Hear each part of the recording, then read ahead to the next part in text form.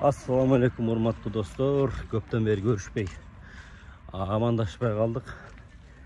Анын себеби өлкөбүздө бир аз баягы жетекчилер жакшы иштей баштаганда биз айта турган нерсе дагы азайып калат экен да. Биз айтканга чейин эле көп иштер болуп атат. Анан эми азыр буга чейин эле айтып келген дагы бир маселе бар. Ошол боюнча дагы бир айтпасам болбой калды. Себеп дегенде эми негизи жалпысынан алганда өлкө боюнча иштер аябай сонун кетип атат. Ошто мындай керек болсо эски жолдордон бери кеңейтилип, эски жолдордон бери асфальт төшөлүп, Оштун мэри көз тийбесин жакшы иштеп атат. Анан баягы эле проблема көйгөй Оштун жаңы базары. Оштун жаңы базарын өзүңүздөр жакшы интернеттен эле көрсөңүздөр керек. Баягы мусордон жасалган ОСБлар менен куруп туруп, чарчы метри $1000 деп содагерлер ызы чогулуп атты эле. Эми азыр дагы имиш кептер менен алар $1,500–2,000 көтөрүлүп кеткени айтылып атат. Эми бул канчалык деңгээлде чын билбейм, бирок мен өзүм барып сураганда именно ошол берки 2 кабаттан болуп курулган, бетондон, кирпичтен болуп сапаттуу салынган жерин сураганымда метр квадратын $2,000 деди. Именно баягы келечек базары барат деген жерден.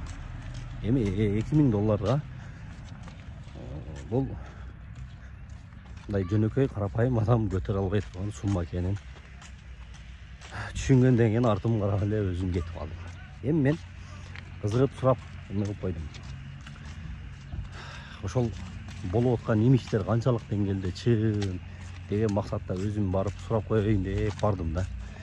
Барсам ошол $2,000 деди. Наркы жактарын баягы содагерлердин айтымы боюнча башында $1000 болгон. Бул журналист Ыдырыс дагы тартып чыккан бул боюнча. Ошол анан эми азыр дагы көтөрүлүп кээ бир жерлерде арендага берген, мурда эски базарда ордубарларга берип арендага бергендерди жалюзиге төлө, буга төлө деп ушундай болот. Эми негизинен башынан эле айтып келгем, базардын көчүшүнө биз эч кандай каршы эмеспиз, колдогонбуз. Бирок мындай базар болушун калаган эмеспиз. Чындыгында мындай заманбап шарты менен базар курулса деп тилек кылганбыз, ниет кылганбыз. Эми туугандар, мен дагы деле азыр үмүт кылып атам.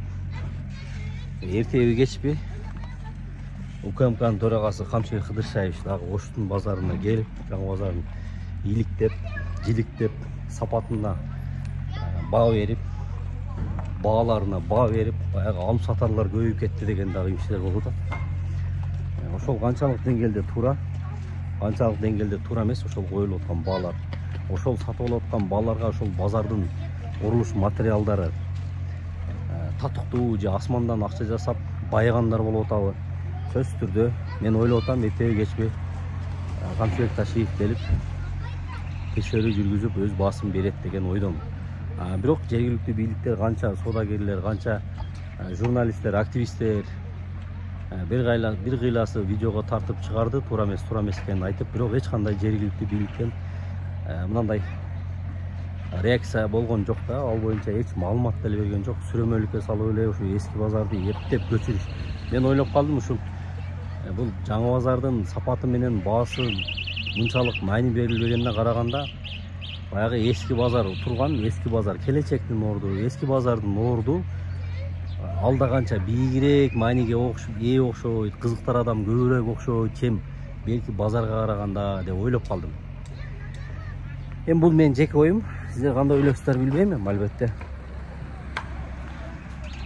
Келечекте көрө жатарбыз, ал эски базардын ордуна дагы эмнелер курулат, кимдерге өтөт, кандай максатта пайдаланылат, кимдер колдонот дегендей.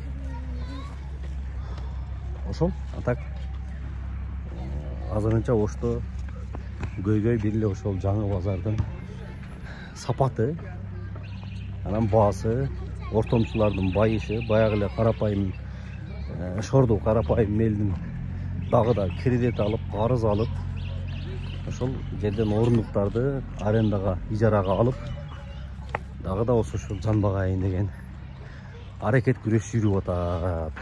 Ошол жергиликтүү бийликтен азырынча эч кандай реакция жок ал боюнча. Көчөсүн дедим, көчөсүн. Менин ишим жок дегендей эле.